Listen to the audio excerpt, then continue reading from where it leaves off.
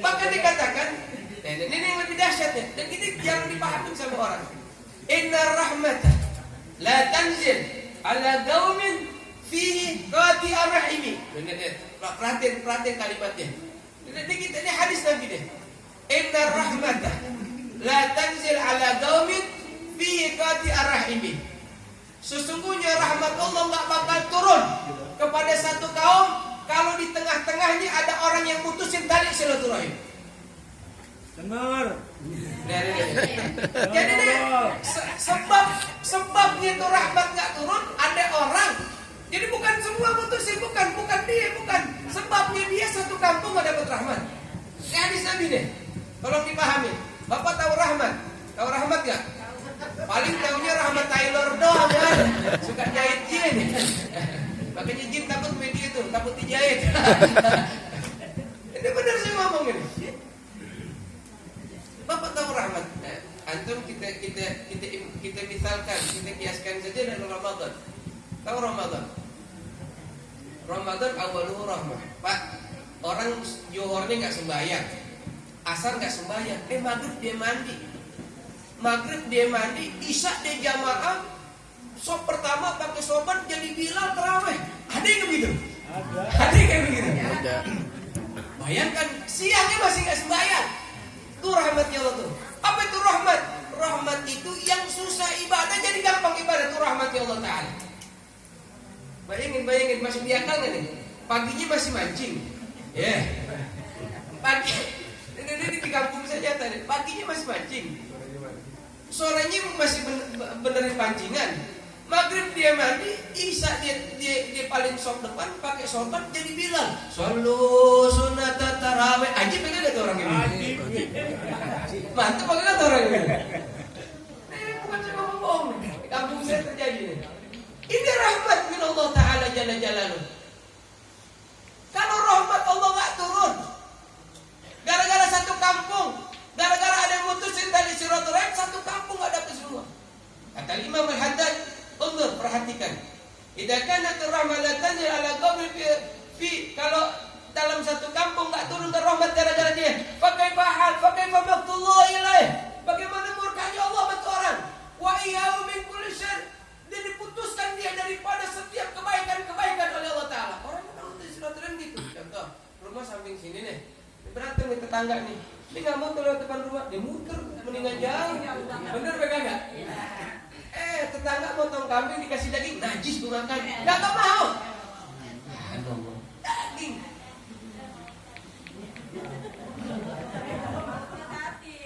Bener gak? Yang namanya sakit hati, yang namanya putus itu bukan karena dia gak kenal. Bisa jadi orang paling dekat. Contoh dulunya jadi suami istri. Dia cerai, udah aib dikumbar semua. Dia sampai terong-terongnya disebutin orang. Orang kalau udah sakit hati begitu tuh. Makanya dia nggak diperbolehkan. Dulu Nabi Musa punya apa? Nabi Musa punya gelar apa? Kali. Anak muda. Kali. Jangan sebut kali Malang lagi. Kali Malang. Kalimullah. Satu-satunya Nabi yang bisa cakap-cakap langsung sama Allah Taala. Ya. Kalau Nabi kita Muhammad langsung bercakap-cakap dan berkaujah. Dia boleh cuma cakap-cakap langsung melihat tidak. Itu ketika beliau pada waktu itu minta turunin hujan, minta rahmat dari Allah, dia jangan sholat. Hujan nggak turun juga. Namanya Nabi bisa ngomong langsung sama Allah Taala di telepon. Kalau bahasa kita tinggal di telepon doang kan.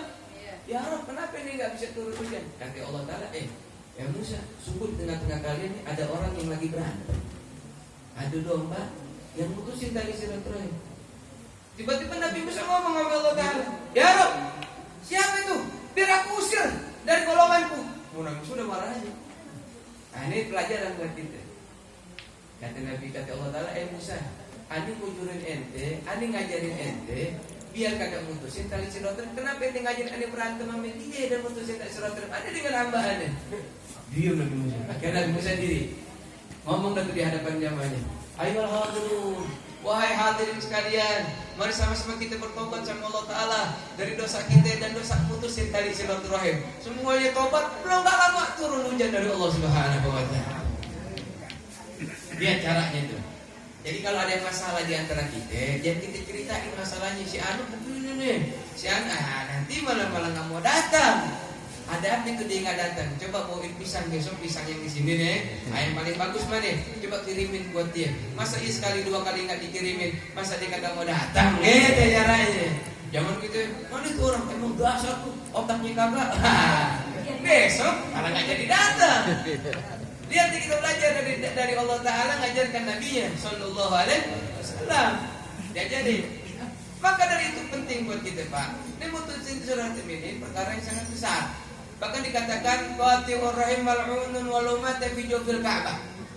Orang yang mutusin tali silaturahim itu dilaknat walaupun dia mati di tengah Ka'bah. Dia datang tuh ke Ka'bah. Datang ke Ka'bah. Emang dia tuh dari siapa yang mutusin tali silaturahim dia mati?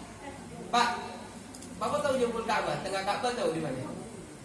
Dan ini kita buka sirah ya. Bapak pernah lihat Ka'bah? Ayo, pernah lihat Ka'bah nggak? Nah, pernah lihat Ka'bah nggak? di gambar. Kan Ka'bah bentuknya kotak ya. Depan itu ada yang kayak pagar dikit. Namanya apa tuh? Hijir Ismail. Saya bolak-balik ke sana baru sekali 2 rakaat sholat di situ, saking susahnya. Itu namanya Hijir Ismail. Itu kata Nabi kita Muhammad, Hijir Ismail ini bagi dalam Ka'bah. Karena dulu Nabi Ibrahim bangun Ka'bah sampai situ. Ketika zaman Bani Quraisy krisis ekonomi, makanya bangunnya cuma setengah. Makanya ini keren gitu, karena itu dalam Ka'bah disebut Hijir Ismail.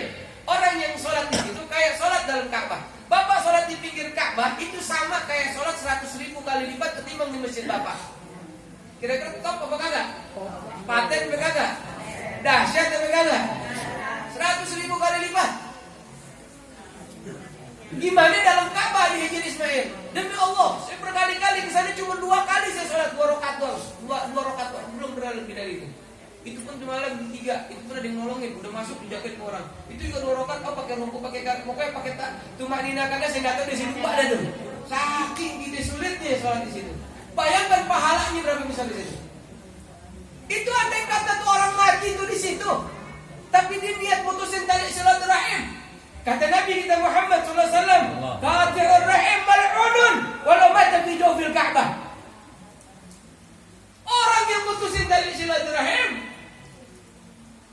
dia mati walaupun tengah Ka'bah, mati dalam keadaan dilaknat oleh Allah Subhanahu wa taala. Ada satu cerita kisah. Panjang-panjang nih, udah lemes juga nih.